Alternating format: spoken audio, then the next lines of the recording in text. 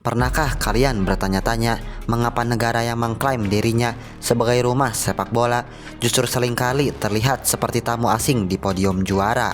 Inggris dengan segala kemewahan Premier League-nya seolah dikunci oleh sebuah kekuatan tak kasat mata sejak tahun 1966. Banyak yang menyebutnya nasib buruk, tapi bagi para tetua sepak bola Jerman, ini adalah sebuah tagihan yang belum lunas. Ini bukan soal taktik, ini soal kutukan yang lahir dari sebuah kecurangan di bawah lampu Wembley. Kita harus kembali ke 30 Juli 1966, final Piala Dunia antara Inggris melawan Jerman Barat. Skornya imbang 2-2, memaksa laga berlanjut ke babak tambahan. Disinilah momen paling berdosa dalam sejarah sepak bola terjadi. Geoff Hurst melepaskan tembakan, bola membentur mister gawang, memantul ke bawah dan kembali keluar lapangan. Dunia terdiam. Pemain Jerman yakin itu bukan gol. Namun wasit Gottfried justru menoleh ke hakim garis asal Azerbaijan, Taufik Bahramov, dengan sebuah anggukan kecil yang kini melegenda. Gol itu disahkan. Gol hantu, teriak media-media dunia saat itu. Sejak detik itu, Inggris seolah menjual keberuntungan mereka selama berdekade-dekade demi satu trofi yang dianggap tidak bersih tersebut. Mengapa ini disebut kutukan? Karena sejak saat itu, setiap kali Inggris mendekati tahta juara, takdir selalu punya cara yang kejam untuk menjatuhkan mereka. Mulai dari tangan Tuhan Maradona di tahun 1986, drama adu penalti yang selalu berakhir tangis, hingga karma Frank Lampard di tahun 2010 saat gol bersihnya ke gawang Jerman justru tidak disahkan. Seolah alam semesta berkata, hutang kalian di 1966 harus dibayar dengan rasa sakit yang sama. Inggris memenangkan Piala Dunia dengan bantuan wasit. Sejak saat itu, mereka seolah dilarang untuk menyentuh emas lagi. Apakah piala yang mereka banggakan itu sebenarnya adalah racun bagi generasi-generasi setelahnya? Maju cepat ke tahun 2026. Di atas kertas, Inggris bukan lagi tim yang bisa dipandang sebelah mata. Jika tahun-tahun sebelumnya mereka hanya dianggap sebagai tim peserta, kali ini dunia melihat mereka sebagai predator. Perjalanan mereka menuju Amerika Utara adalah sebuah pernyataan perang. Di babak kualifikasi zona Eropa, Inggris tampil bak bulldozer yang meratakan segalanya tanpa satupun kekalahan. Mereka melenggang dengan rekor pertahanan yang nyaris sempurna dan lini serang yang haus gol. Bayangkan menghadapi tim-tim kuda hitam Eropa yang biasanya merepotkan.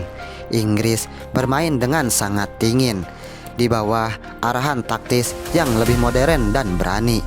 Mereka tidak lagi bermain aman. Potensi mereka di tahun 2026 bukan sekadar soal statistik, tapi soal mentalitas. Ada aura berbeda saat Harry Kane dan kawan-kawan turun ke lapangan. Mereka tidak lagi terlihat takut akan sejarah, melainkan lapar untuk mencetak sejarah. Namun, disinilah letak ujiannya. Banyak yang bilang kualifikasi hanyalah pemanasan. Pertanyaannya, apakah performa tanpa celah di Eropa ini akan bertahan saat mereka menginjakan kaki di tanah Amerika?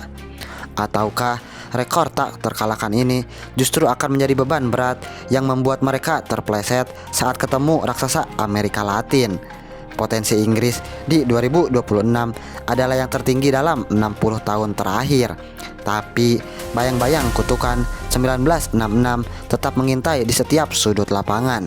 Siapa saja pion-pion yang akan dibawa ke medan perang nanti? Jika Inggris adalah sebuah mesin, maka 2026 adalah tahun di mana mesin itu menggunakan suku cadang terbaik di dunia. Thomas Tuchel, sang nahkoda baru, tampaknya sudah menemukan komposisi maut untuk menggetarkan jaring lawan.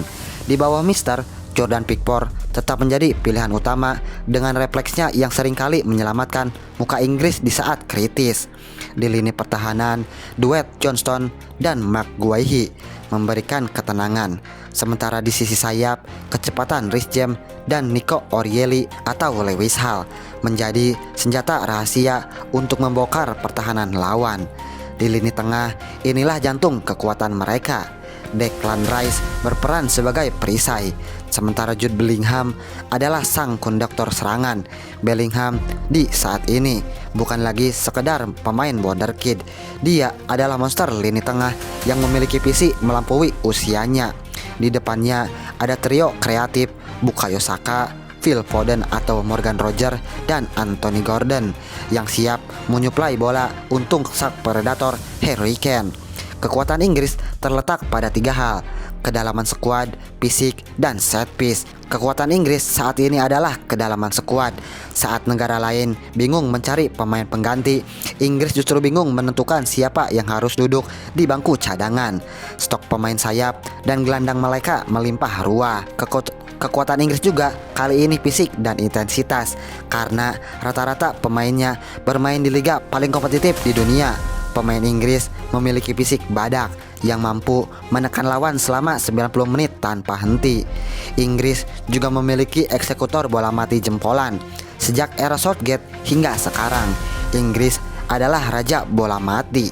Setiap tendangan sudut atau bebas adalah ancaman gol yang nyata bagi siapapun. Dengan barisan pemain sekelas ini, secara logika, Inggris seharusnya bisa mengangkat trofi dengan mudah. Namun, musuh terbesar Inggris bukanlah lawan di lapangan, melainkan hantu dari masa lalu mereka sendiri. Apakah talenta-talenta hebat ini cukup untuk menghancurkan kutukan yang sudah berumur lebih dari setengah abad? Atau mereka hanya akan jadi barisan pahlawan yang kembali pulang dengan kepala tertunduk? Tulis pendapat kalian di kolom komentar di bawah ini.